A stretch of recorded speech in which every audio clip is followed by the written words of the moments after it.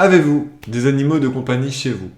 Un chien, un chat, un dauphin, un cheval? Si la réponse est non, vous devriez en adopter un, car votre animal de compagnie peut être bénéfique pour votre santé physique et votre santé mentale. Dans cette vidéo, je vais vous parler de la zoothérapie et des bienfaits que peut apporter votre animal de compagnie sur votre santé. Après plusieurs recherches, la présence d'un animal montre que celui-ci agit en catalyseur induisant un certain comportement chez l'homme. L'animal permet de se projeter, il peut aider à exprimer toutes sortes de sentiments différents. Il aide les personnes dépressives et les personnes âgées à sortir de l'isolement car elles ressentent le sentiment d'être aimé par l'animal. À la fin des années 50, Boris Levinson, professeur en psychiatrie et psychologue, est le premier à utiliser des chiens et des chats au cours de ses séances avec des enfants autistes.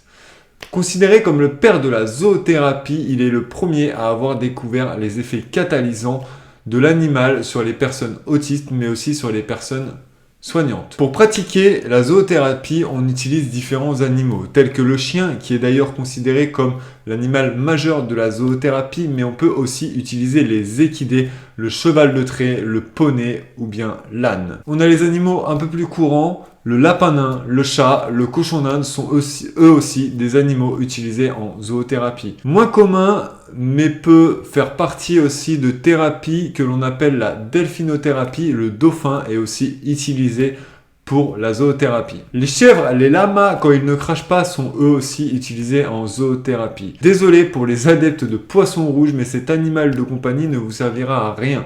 À moins que vous pouvez méditer devant son bocal et vous concentrer sur celui-ci, peut-être, et sûrement que ça vous fera du bien. On utilise souvent la zoothérapie pour traiter des pathologies telles que l'autisme, les retards de langage, les phobies, les troubles du comportement, l'anxiété, le manque de confiance, la délinquance, la trisomie 21, la surdité, la malvoyance, et j'en passe, il y en a tellement. D'ailleurs, par le biais de la zoothérapie, il est aujourd'hui possible de développer le potentiel cognitif, psychomoteur, psychologique et social des résidents de maisons de retraite ou des personnes ayant des troubles psychologiques.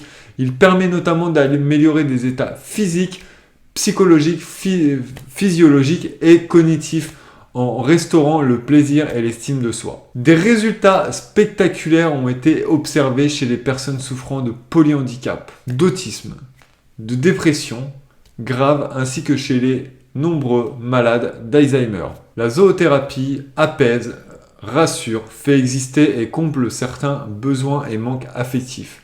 L'animal de compagnie rend responsable du fait que l'on s'occupe de lui. Il vous apporte du bonheur. Et si vous vous occupez bien de lui, il vous apporte du bien-être. Moi, je partage ma vie avec Home. Hein, t'es contente? Je partage ma vie avec Home depuis 2 ans. Et je peux vous garantir qu'elle a changé ma vie.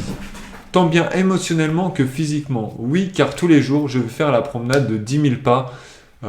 La recommandation de l'OMS avec elle. Même si elle a un grand jardin, tous les jours, on fait notre petite promenade, on joue au ballon, à la balle. Donc, en résumé, le chien, le chat, le dauphin sont utilisés depuis les années 50 pour soigner des troubles autistes et bien d'autres troubles. Mais aussi utilisés dans les maisons de retraite pour égayer et donner du bien-être à nos aïeux. J'étais sceptique moi aussi, je suis sûr aujourd'hui que mon chien a des super pouvoirs et m'apporte du bonheur et du bien-être. Et toi, est-ce que tu as un animal de compagnie? N'hésite pas à le dire en commentaire, n'hésite pas à mettre un pouce bleu et à partager cette vidéo autour de toi. On se retrouve pour la prochaine vidéo la semaine prochaine. Merci de m'avoir écouté.